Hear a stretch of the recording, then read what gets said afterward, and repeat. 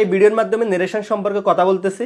তো নেরেশন করতে করতে অনেকে পেরেশান হয়ে যায়, নেরেশন জিনিসটা অনেকে ভয় পায়, নেরেশনের কথা শুনলে পোলাপানের ঘুম আসে, অর্থাৎ পোলাপান এটা অনেক রুল বলে যে পড়তে চায় না। কিন্তু নেরেশনের কিন্তু রুল বেশি না, একটু মনোযোগ দিয়ে যদি কয়েকবার পড়েন রুলগুলো কিন্তু আপনার মুখস্থ হয়ে যাবে।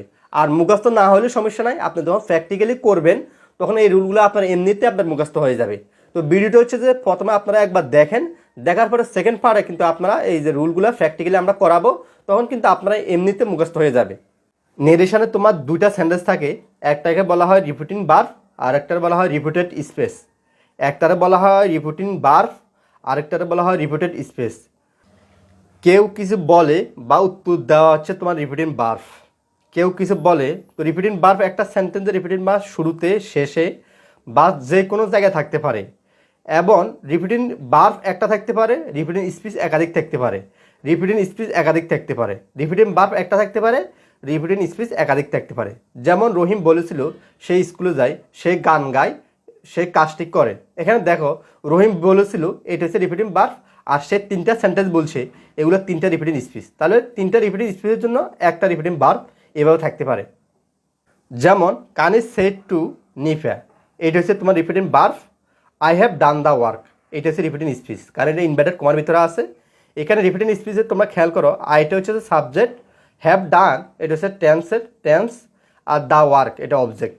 একই রকমভাবে রিপিটিং ভার্ব খেয়াল করো, কানিসটা হচ্ছে তোমার সাবজেক্ট, তারপরে সেট এটা হচ্ছে রিপিটিং ভার্ব মানে টেন্স, আর নিফা এটা হচ্ছে অবজেক্ট।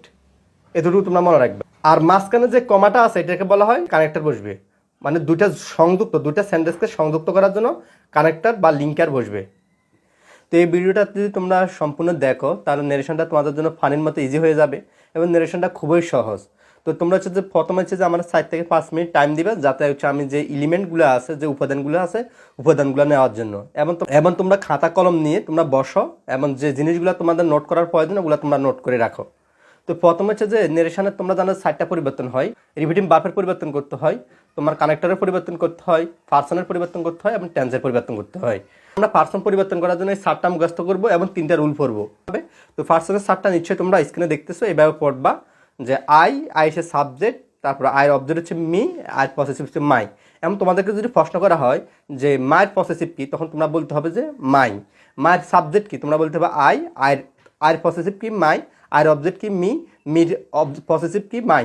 এবার উল্টাপাল্টা তোমরা বলতে হবে। এরপরে তোমরা দেখো উই হচ্ছে যে ফার্স্ট পার্সন, একরকমভাবে এইভাবে তোমরা মুখস্থ করবা। তারপরে ইউটা হচ্ছে সেকেন্ড পার্সন, একমাত্র সেকেন্ড পার্সন ইউ। আর হচ্ছে যে হি, শি, দে, ইট এগুলো সবগুলো থার্ড পার্সন। এবং হি যে কোনো পুরুষের নামের পরিবর্তে হি বসে, এটা হচ্ছে প্রনাউন।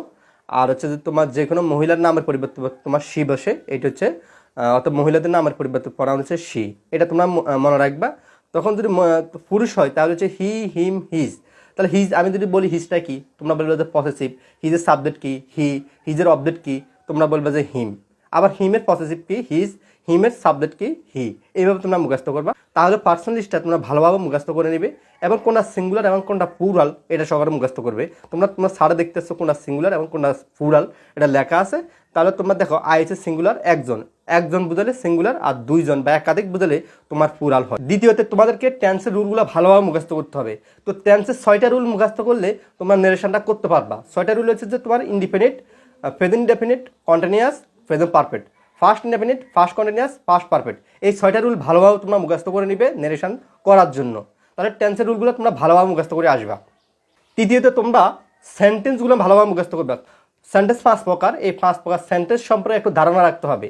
যেরকম সাবজেক্ট দ্বারা যদি শুরু হয় তাহলে এটা হবে অ্যাসারেটিভ সেন্টেন্স। সাবজেক্ট দ্বারা শুরু হলে অ্যাসারেটিভ সেন্টেন্স। মূল ভার্ব দ্বারা এবং ডাব্লিউ কোশ্চেন দ্বারা শুরু হলে এবং শেষে প্রশ্নবোধক চিহ্ন থাকলে এটা হচ্ছে ইন্টারগেটিভ সেন্টেন্স। তাহলে মূল ভার্ব দ্বারা বা হচ্ছে ডাব্লিউ কোশ্চেন দ্বারা যদি শুরু হয়ে লাস্টে যদি তোমার থাকে প্রশ্নবোধক চিহ্ন, তাহলে এটা ইন্টারগেটিভ সেন্টেন্স হয়। আর যেটা মূল ভার্ব দ্বারা শুরু হয়েছে এবং লেট এবং মূল ভার্ব দ্বারা শুরু হলে শেষে যদি ফুল স্টপ থাকে এটা ইম্পারেটিভ সেন্টেন্স। আর অপটেটিভ সেন্টেন্স মে দ্বারা শুরু হবে। অপটেটিভ সেন্টেন্স মনে রাখবে মে দ্বারা শুরু হলে এটা অপটেটিভ সেন্টেন্স, এতটুকু মনে রাখবে। এক্সক্লেমেটরি সেন্টেন্সটা হচ্ছে তোমার হচ্ছে যে আনন্দ সূচক থাকবে বা দুঃখ সূচক, প্রথমে একটা ওয়ার্ড থাকবে, শেষে তোমার হচ্ছে যে আশাদ্যোতক চিহ্ন থাকবে। শেষে আশাদ্যোতক যদি চিহ্ন থাকে তাহলে এটা মনে রাখবে এটা হচ্ছে এক্সক্লেমেটরি সেন্টেন্স। এরপর 4 নাম্বার হচ্ছে যে তোমাদেরকে নেরেশনের রুলগুলো শিখতে হবে। তো নেরেশনের রুলগুলো তোমরা বেশি শিখা লাগবে না, তোমরা করতে করতে কিন্তু শিখে যাইবে। তো এখন হচ্ছে যে আমি সবগুলো কিন্তু উদাহরণ দিয়ে তোমাদেরকে দিব, আমি একটু দেখাচ্ছি, তোমরা একটু মনোযোগ দাও, না বুঝলে সমস্যা নাই, যখন করতে যাব তখন তোমরা এটা বুঝে যাবে। আমি শুধু তোমাদেরকে রাস্তাটা দেখাই দিব। তোমাদের সেন্টেন্স অনুযায়ী নেরেশনের রুলগুলো কিন্তু চেঞ্জ হয়। এখানে 4টা তোমরা লক্ষ্য করো। প্রথমে হচ্ছে সেন্টেন্সের নামগুলো লিখলাম, দেন হচ্ছে রিপিটিং ভার্ব, এরপর হচ্ছে কানেক্টর, এরপর হচ্ছে এক্সট্রা পার্ট। তো দেখো অ্যাসারেটিভ সেন্টেন্সে তোমার মুখস্থ রাখবে, অ্যাসারেটিভ সেন্টেন্সে রিপিটিং ভার্ব হচ্ছে সেড এবং টোল্ড, এবং কানেক্টর হচ্ছে দ্যাট, এরপর এক্সট্রা পার্টে দেখো সাবজেক্ট প্লাস ভার্ব, এটা সবগুলো একই রকম হয়। ইন্টারগেটিভ সেন্টেন্সে দেখো রিপিটিং ভার্ব হচ্ছে আস্কড, একটা মাত্র ভার্ব রিপিটিং ভার্ব আস্কড, আর কানেক্টর হচ্ছে ইফ বা হয়দার বসে, কানেক্টর ইফ বা হয়দার। তো মনে রাখবে যদি ডাব্লিউ কোশ্চেন দ্বারা শুরু হয়, কোনো যদি প্রশ্নবোধক ইন্টারগেটিভ সেন্টেন্স যদি ডাব্লিউ কোশ্চেন দ্বারা শুরু হয়, তখন ইফ বা হয়দার তোমরা কানেক্টর হিসেবে ব্যবহার করতে পারবে না। ওই ডাব্লিউ কোশ্চেন কানেক্টর হিসেবে বসবে, ওই ডাব্লিউ কোশ্চেনটা কানেক্টর হিসেবে বসবে, এই কারণে ইফ বা হয়দার ওখানে ব্যবহার করার কোনো প্রয়োজন নাই, অর্থাৎ দুইটা কানেক্টর একসাথে বসানো যায় না। ডাব্লিউ কোশ্চেন যেহেতু কানেক্টর হিসেবে কাজ করে, এই কারণে ইফ বা হয়দার তোমরা এখানে বসাতে পারবে না, এটা মনে রাখবা। এরপরে সেখানে সেম এক্সট্রা পার্ট হচ্ছে সাবজেক্ট প্লাস ভার্বটা তোমরা লিখবা। দেন ইম্পারেটিভ সেন্টেন্সে তোমার হচ্ছে রুল 3টা। ইম্পারেটিভ সেন্টেন্সের রুল হচ্ছে 3টা। প্রথম নাম্বার হচ্ছে যে মূল ভার্ব দ্বারা যদি শুরু হয়, শেষে ফুল স্টপ থাকে, তখন হচ্ছে একটা সেন্টেন্স মূল ভার্ব দ্বারা শুরু হলে। দেখো মূল ভার্ব দ্বারা শুরু হলে তোমার হচ্ছে যে রিপিটিং ভার্বগুলো এখানে অনেকগুলো আছে, said, told, request, order, command ইত্যাদি, আরও অনেকগুলো ভার্ব আছে, এগুলো লিখতে হয়। এখন তুমি কখন রিকোয়েস্ট হবে, কখন কমান্ড হবে, কখন অর্ডার হবে, এগুলো তুমি যদি ধরতে পারো, তখন তোমার সেট বা টোল্ড বসাবে, সেট বা টোল্ড বসাবে, আর এখানে টু বসবে, কানেক্টের এখানে টু বসবে, তারপরে তোমার হচ্ছে যে টেন্সের পরিবর্তনটা হবে না, পার্সন যদি থাকে পার্সনের সেন্সটা করতে হবে। এরপরে লেট আস, এটা একটা রুল। লেট আস থাকলে প্রস্তাব, ইম্পারেটিভ সেন্টেন্সের দ্বিতীয় rule let us. Let us থাকলে প্রস্তাব বুঝায়, তখন তোমার লেট আস, আসটা খেয়াল রাখবে, লেট আস শুধুমাত্র একটা ফোনাউনটা খেয়াল রাখবে, ফোনাউন আস। লেট আস থাকলে এটা প্রস্তাব বুঝাবে, তখন তোমার রিপিটিং ভার্ব হবে সাজেস্ট বা প্রপোজড, সাজেস্ট বা প্রপোজড, সাজেস্ট বা প্রপোজড বসবে, কানেক্টর দ্যাট বসবে, তারপর সাবজেক্ট বসবা, সাবজেক্ট সবসময় এখানে দে হবে, আসের জন্য সাবজেক্ট সবসময় দে, তারপরে শুড বসবে, একটা এখানে মনে রাখবে সাবজেক্টের পরে শুড বসাবে, আর টেন্সের পরিবর্তন হবে না, টেন্স যেভাবে আছে ওই রকম থাকবে। এরপর দেখো আরেকটা রুল, লেটের দুইটা রুল, একটা হচ্ছে লেট আস থাকলে প্রস্তাব বোঝায়, আরেকটা হচ্ছে লেট হিম। লেট হিম থাকলে বা লেট হার, লেট দেম, অত অন্য অন্য পার্সন থাকলে, আজ বাদে অন্য পার্সন, লেটের পরে অন্য পার্সন থাকলে তখন এটা অনুমতি বোঝায়। লেটের পরে অন্য পার্সন থাকলে অনুমতি বোঝায়, তখন রিপিটিং ভার্ব বসবে টোল বা সেড, রিপিটিং ভার্ব বসবে টোল বা সেড বসবে, কানেক্টর দ্যাট বসবে, এরপরে সাবজেক্টটা লিখবা মাইট, এরপরে তোমার টেন্সের পরিবর্তন হবে না। ইম্পারেটিভ সেন্টেন্সে এই তিনটা রুল ভালোভাবে মনে রাখবে, তো এটা আমরা যখন করাবো তখন আরও বেশি তোমরা ওই সময় শিখতে পারবা। অপটেটিভ সেন্টেন্সের জন্য তোমার হচ্ছে যে রিপিটিং ভার্ব আসে উইস্ট বা পে, উইস্ট বা পে, এখানে পেইড ইডি হবে আর উইস্ট হবে ইডি, ঠিক আছে। এরপরে হচ্ছে কানেক্টর দ্যাট বসাবে, কানেক্টর দ্যাট বসবে, কানেক্টর তারপর সাবজেক্ট লিখবা, ভার্ব লিখবা, তার টেন্সের পরিবর্তনটা তোমরা ঠিকভাবে করবা। এটা এক্সক্লেমেটরি সেন্টেন্সে আনন্দ বুঝালে রিপিটিং ভার্ব হবে এক্সক্লেম উইথ জয়, দুঃখ বুঝালে exclaim with sorrow, exclaim with sorrow. লাস্টে যে নাউনটা আছে সেট বা তোমার হচ্ছে জয়, এগুলো কিন্তু সেন্স হইতে পারে, এগুলো অন্য কিছু হইতে পারে, তো এটা আমরা পরবর্তী আলোচনা করব।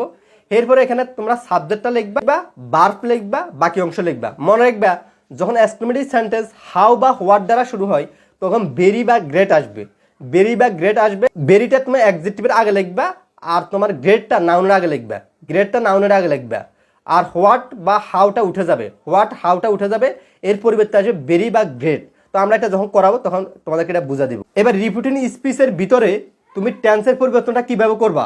রিপিটিং স্পিচে মনে রাখবা টেন্সের পরিবর্তনটা হলে প্রেজেন্ট থাকলে প্রেজেন্টের বিপরীত হবে ফার্স্ট, প্রেজেন্ট থাকলে প্রেজেন্টের বিপরীত হবে ফার্স্ট। যদি প্রেজেন্ট ইনডেফিনিট হয় পরিবর্তনটা হবে ফার্স্ট ইনডেফিনিট, যদি প্রেজেন্ট কন্টিনিউয়াস থাকে পরিবর্তনটা হবে ফার্স্ট কন্টিনিউয়াস, প্রেজেন্ট পারফেক্ট থাকলে পরিবর্তনটা হবে ফার্স্ট পারফেক্ট, আর প্রেজেন্ট পারফেক্ট কন্টিনিউয়াস হলে হবে ফার্স্ট পারফেক্ট কন্টিনিউয়াস। এটা একটু বেশ কম, এটা ভালোভাবে মনে রাখবা। দেখো ফার্স্ট ইনডেফিনিট হলে হবে ফার্স্ট পারফেক্ট, ফার্স্ট ইনডেফিনিট হলে হবে ফার্স্ট পারফেক্ট, ফার্স্ট কন্টিনিউয়াস হলে ফার্স্ট পারফেক্ট কন্টিনিউয়াস হবে। দেখো এটা কিন্তু তোমার ফার্স্টের, সবগুলো ফার্স্টের মধ্যে হয়। এরপরে ফার্স্ট পারফেক্ট হলে কোনো সেন্স হবে না, ওটাও ফার্স্ট পারফেক্ট যেভাবে আছে এইভাবে থাকবে। ফার্স্ট পারফেক্ট কন্টিনিউয়াস হলেও কোনো সেন্স থাকবে না, ওটা যেভাবে আছে ওইভাবে থাকবে। তো দুইটা কথা মনে রাখবে, রিপিটিং স্পিচের পার্সন পরিবর্তন হয় রিপিটিং ভার্ব অনুসারে, আর রিপিটিং স্পিচের পার্সনের পজিশন অনুসারে পার্সন বসে। রিপিটিং স্পিচের পার্সনের পজিশন অনুসারে পার্সনটি বসে। তাহলে পার্সন পরিবর্তন হয় রিপিটিং ভার্ব অনুসারে আর পজিশন অনুসারে বসে। রিপিটিং স্পিচের পজিশন অনুসারে সে বসবে। এটা যখন আমরা করাবো তখন তোমরা এই জিনিসটা বুঝতে পারবা। তো পার্সনের প্রথম রুল হচ্ছে যে যদি রিপিটিং স্পিচ ফার্স্ট পার্সন হয়, যদি রিপিটিং স্পিচ ফার্স্ট পার্সন হয় তোমার সাবজেক্ট অনুসারে পরিবর্তন হবে। রিপিটিং স্পিচ ফার্স্ট পার্সন হলে সাবজেক্ট অনুসারে পরিবর্তন হবে। রিপিটিং স্পিচ সেকেন্ড পার্সন হলে অবজেক্ট অনুসারে পরিবর্তন হবে। রিপিটিং স্পিচ সেকেন্ড পার্সন হলে অবজেক্ট অনুসারে পরিবর্তন হবে। রিপিটিং স্পিচ থার্ড পার্সন হলে কোনো পরিবর্তন হবে না, যেটা আছে ওটা বসবে। এই তিনটা রুল আমি আবার বলতেছি। রিপিটিং স্পিচ ফার্স্ট পার্সন হলে তোমার সাবজেক্ট অনুসারে পরিবর্তন হবে। রিপিটিং স্পিচ ফার্স্ট পার্সন হলে রিপিটিং ভার্বের সাবজেক্ট অনুসারে পরিবর্তন হবে। রিপিটিং স্পিচ সেকেন্ড পার্সন হলে রিপিটিং ভার্বের অবজেক্ট অনুসারে পরিবর্তন হবে।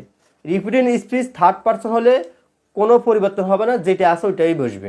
এই তিনটা রুল আমরা যখন প্র্যাকটিক্যালি করাবো তখন তোমরা এই রুলগুলো তোমাদের জন্য একবার ফানি হয়ে যাবে। তোমরা এখন না পারলেও কোনো সমস্যা নাই, যখন তোমরা সেকেন্ড পার্টে এই রুলগুলো দিয়ে আমরা অর্থাৎ সেন্টেন্সগুলো করাবো বা নেরেশনের উদাহরণগুলো আমরা করানো শুরু করব, তখন রুলগুলো তোমাদের জন্য একেবারে ইজি হয়ে যাবে।